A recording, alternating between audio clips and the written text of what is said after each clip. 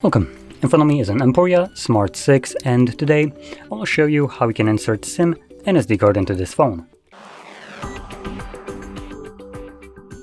So to get started, you'll need to grab a SIM eject tool, which comes provided with the device in the box, but if you can't find it, you could use a paper clip, extend one of the ends, and it should work just as well. Now once you find one of these, you can then pop out the tray, which is located on the top left side of the phone, right here where the pin is holding right now. You're going to push it in, and you can see that the tray pops out enough for you to be able to grab it and yank it out. On the tray, you have space for one SIM card and one SD card. There we go. Make sure you place the cards correctly on the tray. They should be laying flush on the tray, though there is nothing holding them in place, so you want to be careful when inserting the tray back into the device.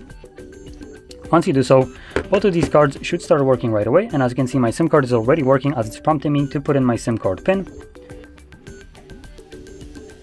And in notifications, we should have something about SD card, issue with the SD card. It's a completely brand new SD card, so I would need to format it. Doesn't really matter. But if you also inserting a brand new card, you can tap right here and it will just prompt you to format the card, and you'll be good to go with the SD card.